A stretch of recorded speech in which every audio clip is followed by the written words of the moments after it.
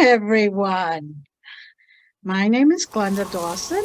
I have Mary Nunez and I have Marianna Leah here. We are three witches in a what? Um, Hopefully you have been catching up on the other shows that we already have done. And we welcome you.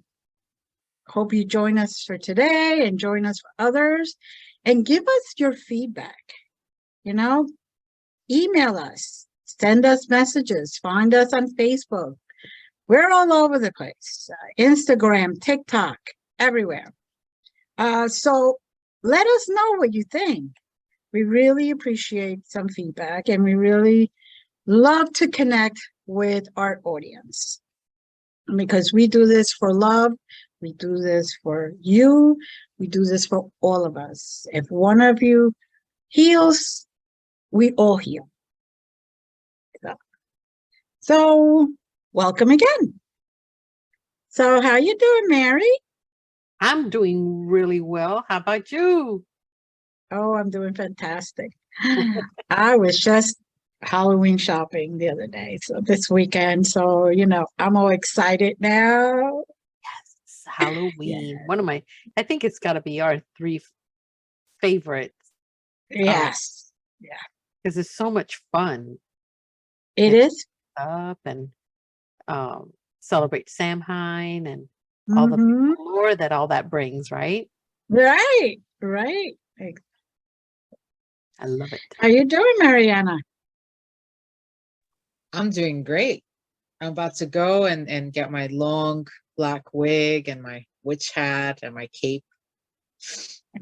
Yeah, it's too bad I'm not going to be in Salem this year, but that's okay. No, my youngest one is going for you. They're going for all of us. Good. We'll live vicariously through them then. Yes, exactly. I told them they better take a lot of pictures. And they are taking a friend that is a photographer. So I already talked to him. I said, we need pictures. I already been there a few times. Unfortunately, this is not one of the years I could get away. So Marianna, you want to start today's discussion? So today's discussion is actually going to be the obstacles that get in the way of our own spiritual development. Very good. What could that be? I could think of a few, but I'd like to definitely talk about something that is very important. Words, it's something I got channeled this morning actually before doing the show, is words have meaning. Words have energy. And it's something that a lot of us don't really talk about too much. And it's our voice is almost like, not only is it a vessel, but it's a propeller system. That's the way I look at it. And what comes out of our vocal cords can impact the rest of our lives. And so we could either negatively impact a circumstance, a situation, our own journey, or even change the trajectory of our own lives and shift it through our own words. And a lot of us don't know the intensity and the heaviness that some of the negative things that we put out. And even if we don't vocalize them, the negative thoughts that come into play and we entertain or we feed into and we don't filter through, and then later on come out through our vocal cords. It's almost like we breathe into life what we purely intend to happen. Yeah. So a lot of times when we're going through challenges, and a lot of times we are all going through challenges right now. And someone comes to us and says, well, stay positive, stay positive. And yes, as hard as it may be, and we want to accept it as, oh, you're just saying that just to pacify the situation. In many circumstances, that could save our lives. And it could also fuel and propel and perpetuate the positivity that can actually come out of a situation that looks so dark on the outside. And sometimes it could just simply be a test of our own journey. Mm-hmm. So today's message, and it comes right at Erev Yom Kippur. Erev Yom Kippur means the eve of Yom Kippur, Mm-hmm. which is, what is Yom Kippur? Yom Kippur is Judaic by ancient origin. But the truth of the matter is, if you look closely and do research, millions and millions and millions of people actually celebrate and honor and revere Erev Yom Kippur to the end, and actually go and hear the shofar, the lamb's horn being, actually brought out at the Mm-hmm. end, because it's not just a Judaic holiday. It is what the Jews actually refer to as Judgment Day. To many, it's a pivotal moment in life where a person is invited to self-reflect Mm-hmm. and look through what happened in the year.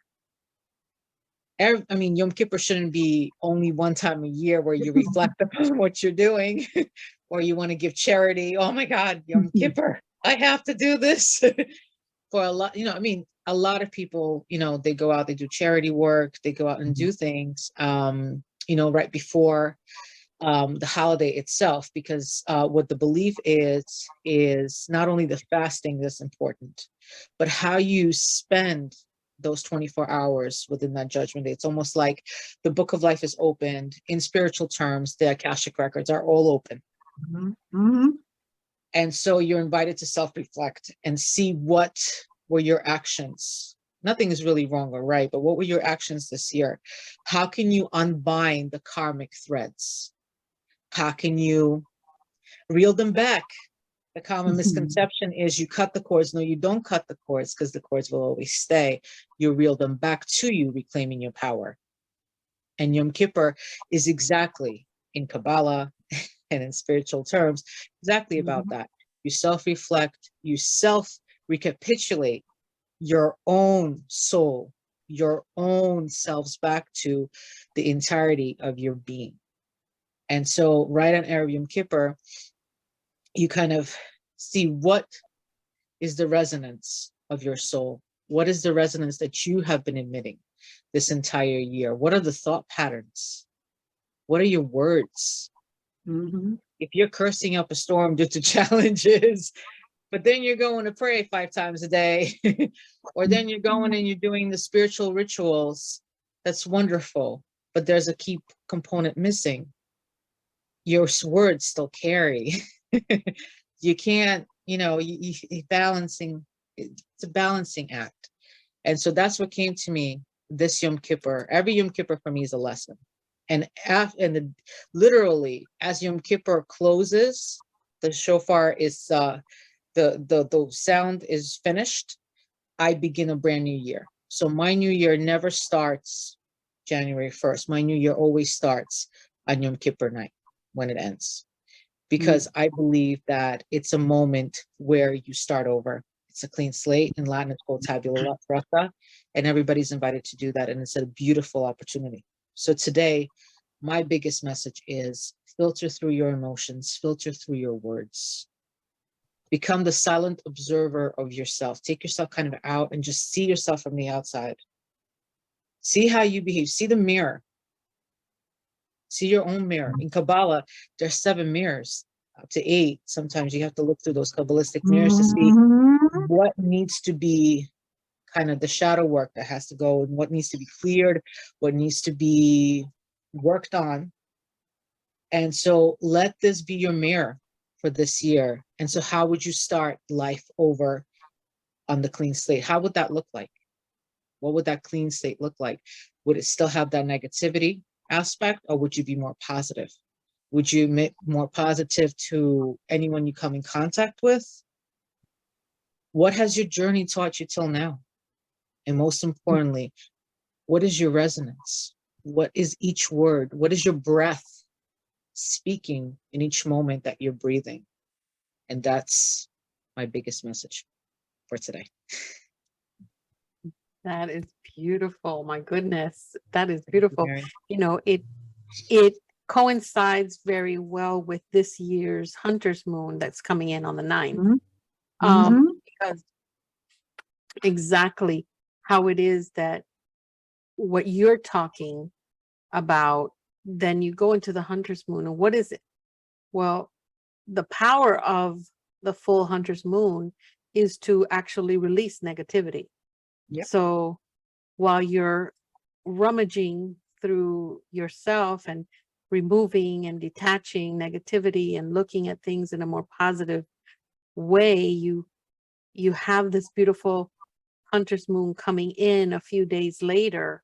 And this is where we use the Hunter's Moon to get rid of negative thoughts, negative patterns that are in your mind, but mostly because they're holding you back. So it's not something that you want to keep. And again, it's interesting that you said, you know, you don't cut the cords. No, you don't cut the cords. You cut the attachment, but there's always some remnants of a cord. Yes, if it's a cord that, and how we see it is, if it's a cord that you attached, then yes, reel it back in. But Yeah. if it's a cord somebody else attached, you don't need it. Absolutely not. So this Hunter's Moon allows us time to actually open up all our bad habits, things that hurt us, memories and things that they just don't coincide with us anymore. But then it helps you get your mindset ready for a more positive journey. Even if it means that you're going into the darkness, it is still a positive journey, because you don't know what you're going to find in the darkness. It may be something beautiful that was hiding, just like diamonds hide in very dark mountains and volcanoes. Exactly. And they're in such a volatile space, and yet something as beautiful as a diamond would actually be created. So yeah, it makes sense. It makes sense what you put together, Marianna, and what it is that the full moon, the Hunter's Moon, has for us, especially Right. now that we're approaching Samhain and all that Right. stuff. But And, you know, October is a big month of introspect, of letting go. Marianna, if I'm not correct, please correct me. I do understand that you are also required to forgive anybody who has come and asked for your forgiveness, and this is your opportunity to go ask for forgiveness. Right. So, there's a lot of people that definitely should do this more often than just once a year. Okay. But at least once a year, you get a clean slate. And you're hoping to start with better intentions, hoping that the idea is that you grab all that positive energy and let it carry you through the year. So maybe you learned that, yelling is not the thing to do. correct. Because nobody's going to listen to you after a while. Not. They're not. Seriously. Or you could be causing harm to somebody. Somebody could be very fearful if you're yelling. If you're having a bad day and you, not intentionally, but you close the door on someone. As soon as you realize it, say, oh my God, I'm sorry. And even though it's not in the month of October, because we all celebrate this month the same way. We all have, from the middle of September till the middle of October. That's the month. Those are the 30 days. And it's, yes, the calendar year kind of strange, but that is the time where almost all beliefs celebrated, got together, gave thanks. That's the real Thanksgiving. Not the Thanksgiving that we picked in November, the date, but the real Thanksgiving is to give thanks for everything that we have had, everything we're going to receive, our necessities, not, the 55-inch screen TV, our necessities. That's what it was all about. The companionship, the family, the friends, the village, the togetherness, the oneness. Yeah. And people forget that. People forget that, Thanksgiving is not about the turkey. It's not about, overstuffing yourself until you fall asleep. Okay, granted, good opportunity, but it's not about that. It's about taking that time and spending it with everybody and enjoying positive energy and looking forward to the next holiday and hoping that by the winter solstice, you are ready and know what you need to already redo within you. So by the spring equinox, you are ready and open and come out like a big butterfly, all pretty, all positive, all shiny. I mean, that's the idea. So each one of these holidays, people always say, I'm not Jewish, I'm not this, I'm not that. I said, it doesn't make any difference. What does the tradition of asking for forgiveness have anything to do really with religion? Has to do with humanity, has to do with us, has to do with just being a good person. What is the big deal about somebody coming over and asking for forgiveness? You're giving it to them.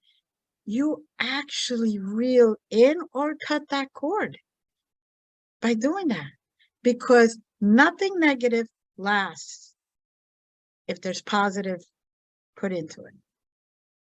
It's like kryptonite to Superman. Nothing negative will grow or anything like that if you give it positivity. So it doesn't make any difference what your belief is. What's the big deal? Take this as an opportunity to go, to your sister, to your brother, to your aunt, to your uncle, to your parents, to your siblings, to even your children, because sometimes, it happens.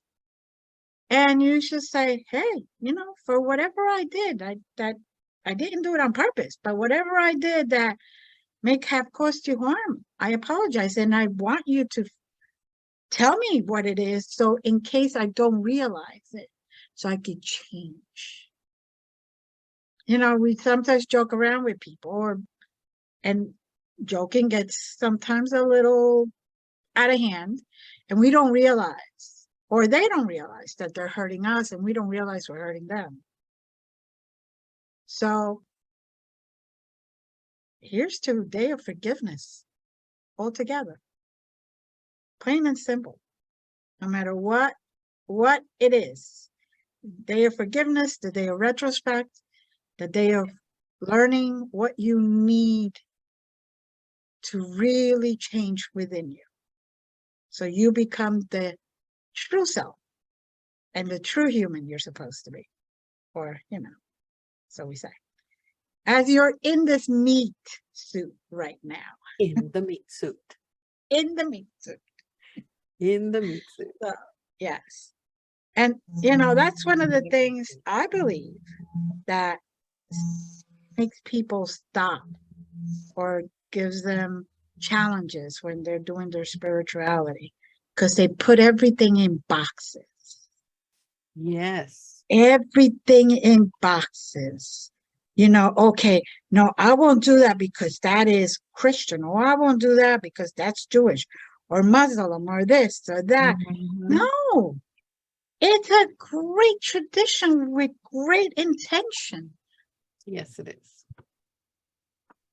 That's definitely one of the things that I have found, that stops a lot of people because they think everything has to be in a box. Yep. Yeah. With a label. So, with a label. In a That's- triplicate. Yeah. That's how they Oh, don't please. understand Samhain. Samhain Yeah. which is coming up. It's all about supporting your personal growth and spiritual evolution. It has Exactly. to do with letting go of the old and bringing in the new. It's Okay. all symbolism. It Right. it isn't. We have evolved so much that it is now celebrated. We can celebrate it fully. Mhm. Our own altars in our hearts, Yeah. with our own evolution in our hearts, our own ceremonies in our hearts. That's, I mean, Mhm. shamans have been doing that forever. You know, we have our mesa, which is, I don't have it here, I have it in my room, but we have our Pachacuti mesa, whether if you're a keeper or you have Mhm. regular mesa, then you have your healing mesa, which you take with you. And you have the mesa that you have here. It's, Mhm. and it'll still work. Exactly. It's all, Exactly. Yeah. And, and we were talking about the hunter's moon. That is Mm. why I do sound baths Mhm. and meditations in every moon, every full moon and new moon. I try to do it on the actual moon, but sometimes it gets a little hairy with schedule. But yeah. everybody that comes or participates is able to release that old energy or is able to open up to receive the new positive energy. Mm-hmm. And that's the idea. That is the idea. Mm-hmm. So anything else that comes to mind, ladies? Well, Yeah. we need to visit our sponsors for just a Yes. few seconds. So we will return after our sponsorship has been able to present for today. We'll be right back.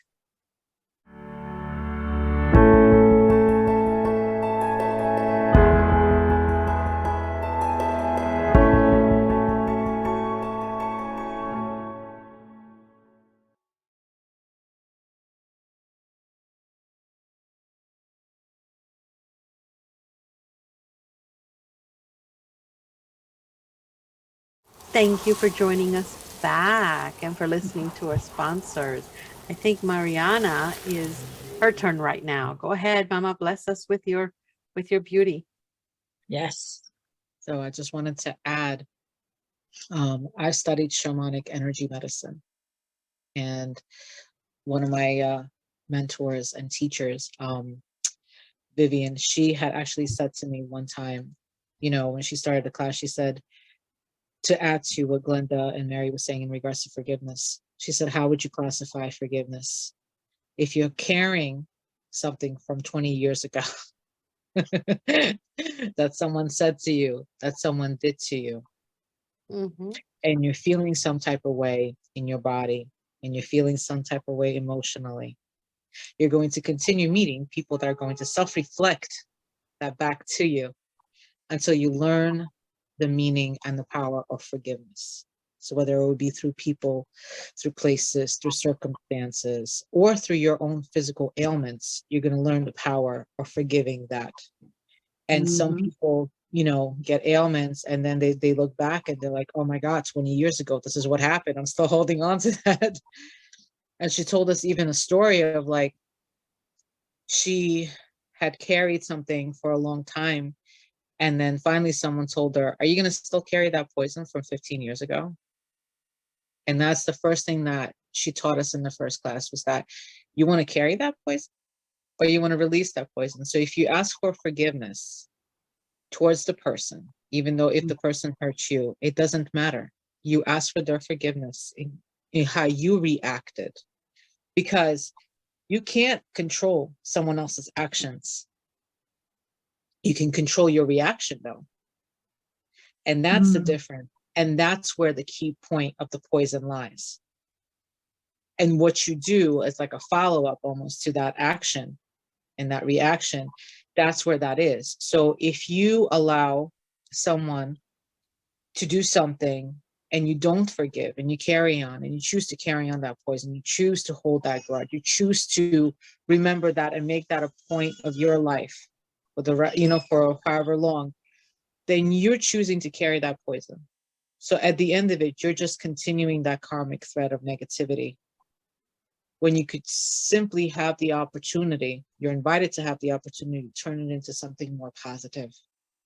And the first person you ask for forgiveness is from yourself. Because the truth is, you forgive yourself, it'll be a lot easier, 10 times easier to forgive someone else. Yeah. And that's what I wanted to ask that. That's beautiful. Yeah, beautiful. And so true, because disease is not only physical, it is also mental. You have the pain of disease, which is this innate weakness that falls inside of us, and whoever it is having disease, and it inflicts so much pain and so many bad memories in your mind. And this is where, where you have to, like you said, Marianna, you have to stop enabling yourself to fall into dis-ease, and to realize that there's great medicine out there. There is great medicine all around us. And yes, we are still in a meat suit. Yes, we still need to go see a doctor, because that's what they do. They fix the meat suit.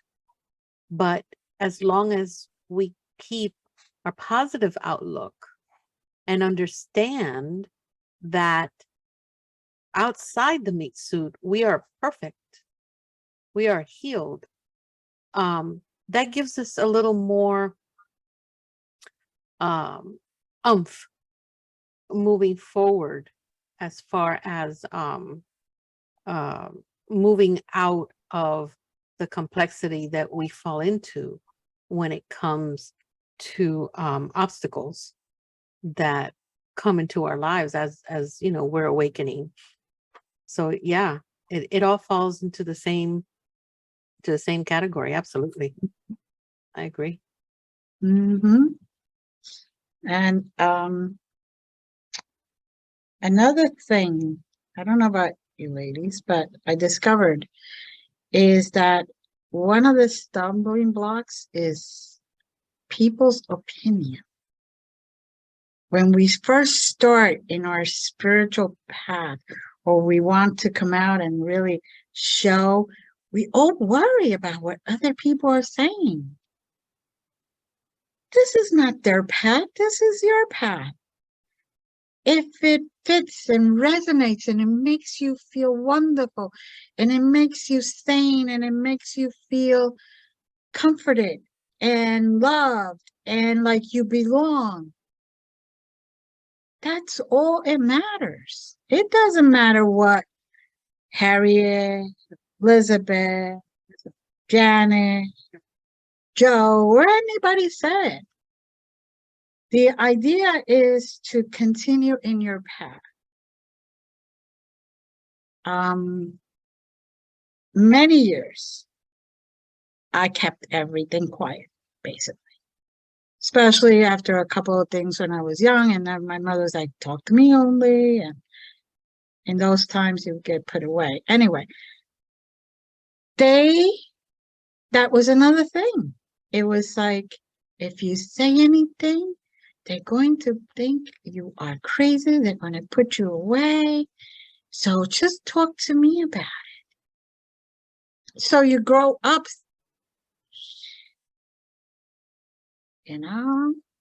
because if I say anything, or if people have an inkling, oh my God, so you become afraid. It's another stumbling block. You become afraid of judgment. Who cares? They're not supposed to judge you anyway. If they're Christians, they're not supposed to judge you. Because they're Christians, they're following the New Testament, and the New Testament said, you are not to judge. They're not the judge. So, you know, and I looked at it as, okay, it's time to come out of the closet, so to speak, and just go out there and spread love, spread unity, spread knowledge, let people know that they're not going crazy, that what they're seeing is there, that what they're feeling is truly there, that they're connecting with others. You know, that when they know who's going to call even before a caller ID existed, that's okay. It is okay. It isn't that, you know, there's anything wrong with that. I like to wear a lot of black. I'm trying desperately not to wear a lot of black because my closet is basically black and this little much of color. So I was told to please wear a few other colors. So I am. But almost every picture that anybody has taken of me, when I used to go out dancing, I was in black. Or no, there was two pictures in red, but everything else was in black. When I had my hand fasting with a black dress. I like black. Has nothing to do with what I believe, what I don't believe. It's just I like the color or the uncolor, whichever it is. That I love black. So, you know, people will even say, "Oh, you wear too much black." Yeah. Are you paying for my clothing? No. Okay. So that's when I finally started realizing and saying, "Are you paying my bills?" No. Okay. Are you feeding me? No. Okay. Are you clothing me? No. Are you going to work for me? No. Then you got no opinion in my world. And that's when I finally said, why am I hiding? Why am I so worried about what others say? They're all going to think I'm crazy anyway. Okay. I have more fun that way, scare them more. I love scaring people. It's kind of my little hobby. And they get all nervous and jerky. And you're just sitting there doing nothing. Absolutely. You're not even realizing that they're getting all nervous and jerky because they find out that, oh my God, she's wearing black. Is she going to a funeral? Is she doing this? Is she doing that? You know, now it's when black is cool to wear and stuff like that. But I was wearing it when everybody else, there wasn't a single black outfit unless you were going to a funeral. I was like, oh, I need to wear white to the funeral because that was a celebration. You know, what can I say? But that's another thing. Fear in general, that holds you back because you don't get the classes, the knowledge. You don't get together with others that are in the same family, as I call it, the tribe. You know, the spiritual tribe. You don't get together and just discuss and enjoy and join each other's energies because you're afraid. I am sure that you ladies have come up with many other obstacles. We always come up with obstacles in our way, including jealousy. People who get jealous because we're like, okay, you don't like us. That baffles me. It does. That totally baffles me. Jealousy and envy. That totally baffles me. Because if you take, and this I got from, I posted something from my Galactic Shaman guide, Alana, about mirrors. So I've learned that anybody that shows jealousy or envy towards me, they're really resonating with themselves. So it has nothing to do with me. I cannot react towards somebody that is being jealous or angry or bad mouthing me, or even thinking bad about me, or even talking behind my back, because it is, and we got to get ego out of the way. It isn't because I'm so much better than they are, because I'm at a different level of enlightenment. No, even that doesn't come to the platform. It is their inability to love themselves. And this is one of the big ones that happens during people's awakening. They're awakening, and they don't, because they don't have people around them to help them to, become their shepherd or become their mentor. They're getting all these emotions and all these negative energies around them, which is, by the way, all over the place, until they finally placate and take their position so that you can work with them. But then they're the ones that end up unfortunately believing that they're not worthy. Therefore, if they believe that they're not worthy, that's huge, because then they can't progress, they can't evolve in their awakening, and they don't want to do it alone. They want to take somebody with them, because that's, like you said, that's fear. Yep. Fear sets in and so, I'm not going to go through this by myself. I'm just going to be, they expect me to be this way. Well, I'm taking somebody with me, and that's the one that just throws me off, because it's such a primitive feeling, but it's such a real emotion on people that are awakening. And it's just because of the lack of knowledge, the lack of teaching them what to expect since they were young, and actually guiding them towards choose the different path. That is right there in front of you. It's easier to get to. But yeah, I mean, it's a real one. That one's a real one, because it doesn't let you grow, and it actually helps you fail at whatever it is that you're learning, and then it sets you back. So that's it's like a big anchor. Yeah, it just like a big anchor. Ground. And yeah. And it's also like you take 2 steps forward, 1 step back. If you can take the steps forward. Step forward. Yeah, usually it's half of 1 forward and 3 back, because that jealousy, that envy, you're worrying about what the others are doing instead of worrying what you're doing. Exactly. A lot of the times, if you should spend that energy in concentrating on yourself, you will be doing exactly what you need to do without even worrying about it.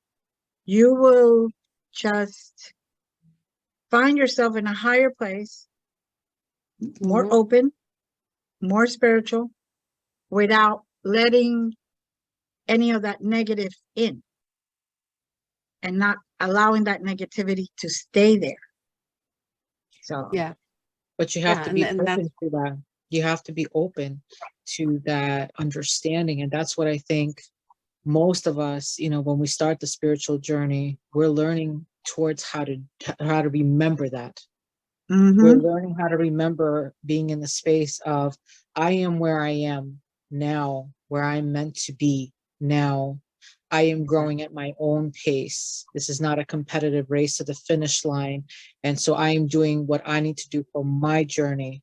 And I'm not going to be insecure about anybody else's, because they are there for their journey and this is mine. And that's where that is, the lack of remembering And I think that ascension, that spiritual development gears us towards remembering ourselves, how to love ourselves. It's about the Exactly. relearning, the remembering of it. And the whole journey is about self-love, that unconditional love, because how could you love someone else if you don't know how to love you?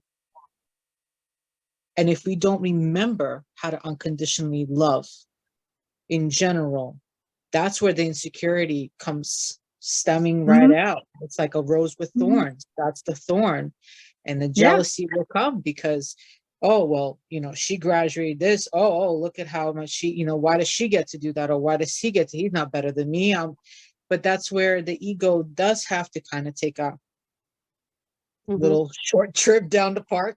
And you go through, well, you go through the dark night of the soul. You go through the ego death, and you kind of understand that I have to take myself out of the way in order to see the clearer picture and remember how to love me, how to self-care for me, and that I am responsible for me, and that no one else is responsible for my actions, my reactions, and what I do for me. Because at the end, this journey is remembering how to be us, how to be sovereign, and not to rely on everything else outside of us, how to get everything from within us, which we have everything within us.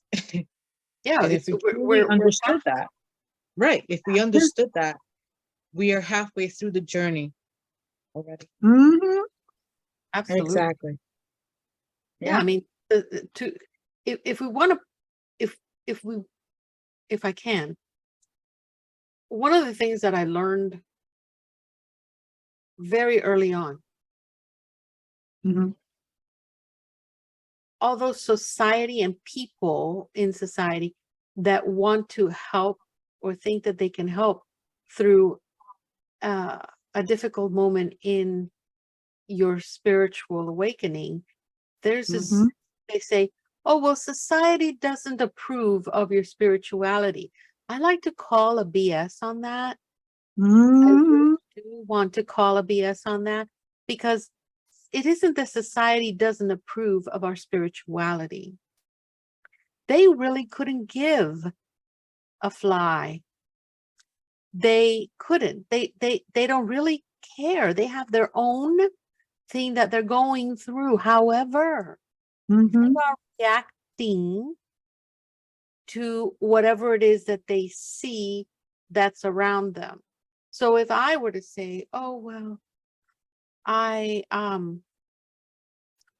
a Wiccan, or I'm a solitary, which I was for a very long time. There's a part of my family, Baptist raised, and it was like, oh my God, let's get a pastor and get you exorcised. No, the idea there was, we don't want anybody to know that in our family you're there, and that's what you are. Like I said, they don't really care. Society does not care about your spiritualism or your spirituality or what path or what is it that you're following. Are you Wiccan? Are you solitary? Are you what? They don't really care. What they do is they react. And the first ones that react is, of course, family and friends. They're like, oh, but if you really, really, really ask them, do you really care? They're going to go, no, it's just, these people over here, they're following, Right. So knowing that, and you put everything together, that's one of the biggest problems that we have when because you think you're doing something wrong. Here comes doubt, which is part of ego. Yeah. Here comes doubt, and doubt says, maybe you should, go into Buddhism. Maybe you should read about Buddhism. This brings about that, that spiritual hunger that everybody goes through when they're awakening, because all the good stuff from every single faith, they all come. They know you're going through an awakening. They want to show you the good stuff. There's hunger. right? But nobody explains that. And that is so important, talking about these obstacles and how can we fix it? Well, we don't. We understand it. We Exactly. understand it. We don't fix anything. We understand it. We embrace it and we say, you know what? This is part of it. So I'm going to lay low. I'm going to read everything. I'm going to learn everything. And I'm going to make my decision when I finally sit down and speak with my ancestors and meditate with my angels.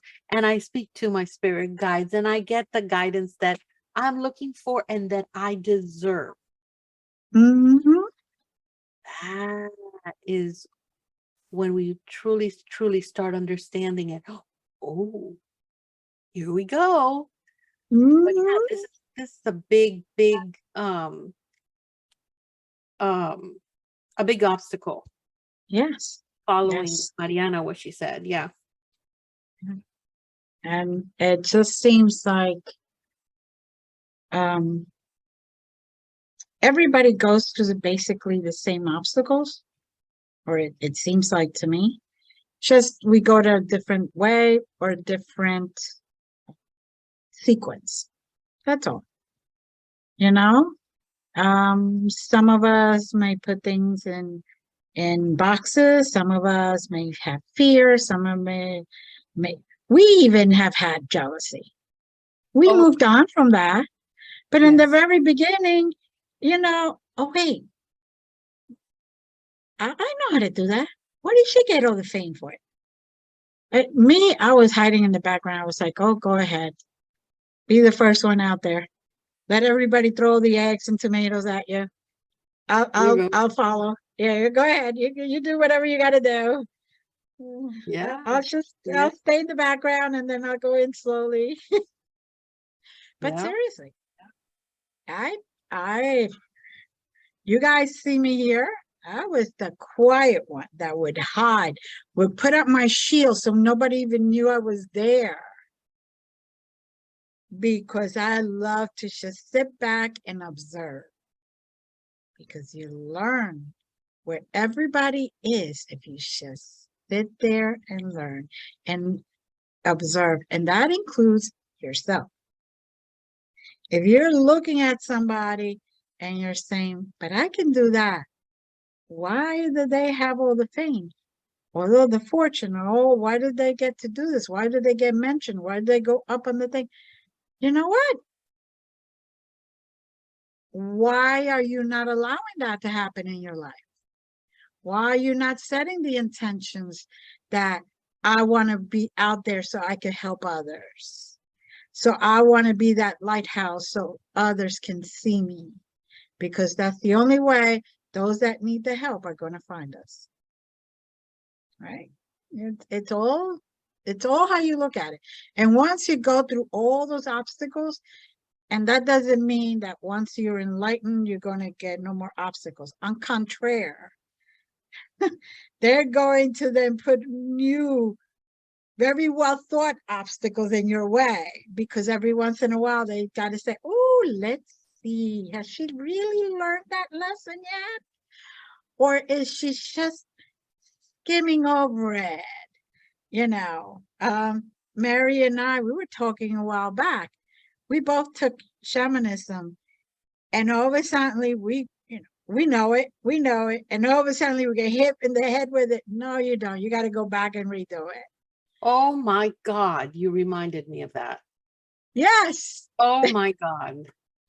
Yeah.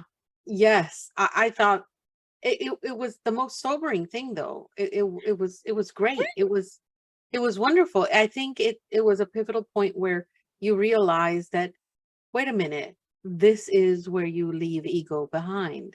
Exactly. And he goes back to doing what its job is truly about. Here I am. Oh, I'm this, I'm that. I've gotten this. Here's my doctor's, because I got my doctor's spiritual development, which I had started about 2 to 3 years ago. This was 2 to 3 years ago back. Right. And then I had also started shamanism. And that was, I hadn't started it then. I had started even before the Doctor of Spiritualism. And it was a long journey. And I was like, oh my God. Every time I turned a corner, I'm like, wow.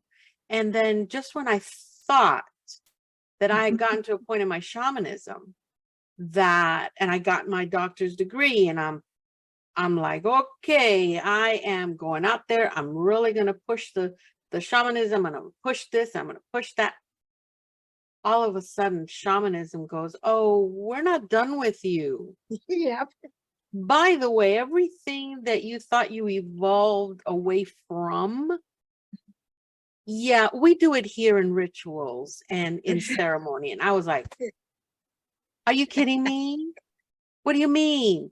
Yeah. Yeah, you can't let go of your orishas. You can't let go of any of those beautiful Yoruban knowledge, which I'm still learning because I've never been that into my roots as a Cuban woman. I've learned spiritism, which is, yeah, absolutely. That just comes natural. But the other parts, and no, I do not agree with animal sacrifice, because I do not. We're way past that. Even that is even that branch is moving along and evolving as well. But just when I thought, next time, when I leave my bodysuit and I, go to my next tour, I'm going to have everything, all my tools. And it's like, about that. Yeah. Not so fast, Mary. Reality check. Reality check. Yeah. Let's go back. Have you ever heard of the Pachacuti Mesa? I was like, really? The what? Wait, what? But Repeat that? Pachacuti Mesa. No, I know. Oh, and I was like, what? Yeah, let's talk about your orishas and the Pachacuti Mesa. Let's find common ground. I was like, oh my freaking God. Okay. And here we are today. That's like the Egyptian shamanism. I thought I was done. I thought I was done. I thought I was done. No. And then the team says, oh, you got to review because there's something you missed. I'm like, what do you mean I missed? I went through every single page. I went through every lecture. I went through this. You missed something. And sure and behold, it's like when you watch a movie and you see it again. Remember that section in the movie? Where did that come from? Got it. Yeah. It's like a deja vu all over again, and you got to redo it. Too bad. It happens. But that just shows, or at least to me, I'm sure it did to you also, Mary, that we still had the ego in charge. Absolutely. We needed to demote that ego. Correct. Yes, ego still has a place in us. Yes. But we needed to demote the ego. Yes. Yes. It's like, you got a demotion. Sorry, your job is a little less right now. Can't be the boss anymore. I had to thank mine. I actually had to thank my ego for doing more than it was supposed to, because obviously I enabled it. I had to come to that term that, you wouldn't have gotten to this point unless I understood that I was the one that enabled you, not anybody else. It was me. So I need to say I'm sorry. I need to apologize for putting you in that predicament, because now you've grown so big that it's going to be hard for you to go back and do the job that you need to do, which is protection. Just protect me when I need it. But what I found from ego was very interesting. I found that ego had no problem stepping back and going into his rightful place. And when I had a meditation with ego, and yes, ladies and gentlemen, you can have a meditation with ego and connect, it was because it loved me. loved me Yep. so, so much that it allowed me to enable it to get to that point. So when I learned that, I even felt even worse. I was like, oh my God. And then I learned, apart from that, how not to do that to the people around me. And for me, that was, wow, this was it. This is why I needed to go back. And Yeah. don't even get me started on galactic shamanism. Oh, We're back we're back. to We're basics. back. We're doing it again. Oh my God. May I add? Yes. Sure. The thing is that about a karmic lesson or a lesson in general in this meat suit Mhm. is that once you learn the lesson, what happens? It never comes back again. Right. So Right. it stops right there, right? But then Yeah. we have to actually, the whole key is we have to actually learn the lesson. But if Mhm. we don't go through our moments of dark nights of the soul, ego death doesn't mean, okay, well, that's it, my ego's dead. No. That's it. That's the end of it. No, ego death means that you actually confront yourself Mhm. one-on-one, whether you do it in meditation or in a mirror, or you go through a series of whatever it is, however it looks like to you, and Right. you confront your ego. And then you understand that your ego was never meant to be an enemy of any kind. It's not the enemy of the state. It's not the enemy of the people or the humans republic. Your ego is actually Mhm. your closest, most dearly beloved friend who Mhm. Mhm. allows the opportunity not only for protection, but for you to see like a red flag. Hey, Right. there's something going on. There's something you need to reevaluate, something you need to see. And I'm just trying to it's almost like pain. How would you Yeah. know that there's something going on in your body if you don't have the pain? If you don't have the Right? Exactly. How many diseases have gone undiagnosed because you didn't know there was no signs, and it led to possible fatalities or whatever the case is. So your ego is almost like that. It's your bestest friend. It hurts. It hurts Mhm. others, Mhm. also depending on their levels of ego. But it allows you to, if you just befriend it and confront it, and you just kind of, my old teacher of the Awakening of the Illuminated Heart workshop, which was one of the first things I took in my spiritual journey, Evelyn, and she used to study with the Melchizedek, Mm. John below Melchizedek. She used to say, if you just have tea with it just one time, and it doesn't have to be an ayahuasca derived tea or real. She said, just have tea with it just one time. You will understand that it's not meant to hurt you, and it never was placed there to hurt you. It's Right. actually there as your intermediary in between you, your meat suit, your spiritual self, and the world Mhm. outside. yes. And, Mhm. and once you learn that as part of your lesson, some people just come into earth having that lesson. Learn the ways of the ego. That That should be is a book true. if it's not already. You got to check We the ISBN we number. see it. We see it as we're growing up. Yeah. That's Right. what we get. It's a self-defense mechanism, because every time as a child or our inner child was hurt, we use that as a self-defense mechanism when we shut Mhm. down, or a way to protect ourselves. Because I mean, there's healthy ego still. I mean, Right. ego plays a big part in many things, Mhm. and then in some people, I see many cases where people are altruistic and philanthropists, and they go out of their way for charity, and they help so many people, and then all of a sudden they go through ego death, and bam, they help no one. And then people come and ask, well, what happened?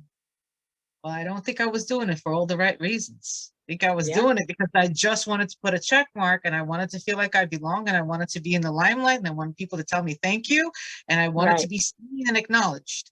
And when Yeah. people are not seeing and acknowledging me, what's the purpose of doing it? Exactly. Exactly. Purpose of doing it is because you're going to be authentic to yourself, and you're going to do it for the love of humanity and love Mhm. that you have as a whole, because you kind of still pay rent to be here on earth. It might not be Mhm. pennies or shekels or Okay. ruble Yes. or pesos, but it is, you're still paying rent to be here. Mhm. And if you're going to be Mhm. authentic, the best advice is befriend your ego, because it's really there to kind of help you along the way and help you learn those lessons. That's really what it's there for. I know when I went to Kabbalah taught me that, just like you ladies, and and Mhm. learning the shamanic Yeah. ways. Yes. Kabbalah taught me every time I went through a level. Oh my God! So Get ready. I'm not done. I guess I got to revisit this. Well, but I thought I learned it already. No, rewrite. Because, because, we're thinking, oh, we got it up here, Yep, but they're saying not everything made it here. right. And so you got to reread it. So you figure out what are the parts that you still have to ingest and make it part of you. Yes. And Correct. that's all about growing. Yeah. That's all about growing. That's all about healing. That's just being in the true path, no matter which path you have taken. Because you could be really spiritual and go to Catholic church or Baptist church or whatever. More power to you. If you could do that, it is tremendous because you bring that true oneness and that true loving energy into a building Mm-hmm. that Mhm. others can still heal from, no matter Mhm. where you are. Mm-hmm. And just to add to that, Glenda, in shamanism, there's this thing where you go into meditation, I learned, and you go into like specific planes and you go enter a garden. I remember when I was Mhm. studying shamanic energy medicine. And I remember, myself included, a whole bunch of us were like, when we went to the garden, here we are with our ego. Okay, well, we healed this, this, this. So the garden should look beautiful and have beautiful flowers and sunflowers growing. I went into my garden years ago. I said, well, where's the flowers? Yeah. The bushes, what happened? What happened to the They're like seeds, this, right? they're going down. They're not going up. Everything is like disheveled, and there's water and there's a swamp. Yes. I'm like, where's the Yes. garden? There's not even a gazebo. It's swampland. What happened? What And happened? my, I look at my mess. I'm like, okay, I have all this stuff in there, and I'm great. I'm collecting and I'm learning and I'm doing my work. I'm doing my shadow work. And then, the shaman that was there speaking, he was like, well, did you ever really look and check into your garden? Because you seem to be doing all the work outside. Yeah, Have but you not. actually gone into the inn? Because the work Mhm. that you do in the inn, that's what's going to stem out and reflect on the outside. And Correct. perhaps next time you visit the garden, you'll actually start planting, not through your intention, start building. And Yeah. when you Yeah. start to cut pieces out like lemons and start to actually build and rebuild and reconstruct and demote, Mhm. you'll see things starting to grow. So next time I went into the garden 3 years later, I mean, the garden's still not planted properly yet, but we're all perfectly imperfect. But at least there's some weeds growing. That's a good start. That is. And that's a There's- beautiful story. It's a beautiful story Yeah. because yes, in shamanism, when we get given rites, we have our rites that we go through our ceremonial rites. And these are seeds that we are given. Now, we're in a hurry to help others and we forget that we have to water our own. So that is a huge, huge lesson Mhm. for us all, because we always give too much and Very true.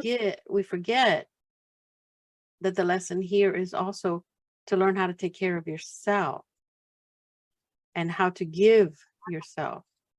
Because if you know, you can't feed someone if you have nothing to give them. Right. You can't. So that's huge. Yeah. That That is is definitely. Mhm. wow. We'll be right back after some sponsor wording. Yeah.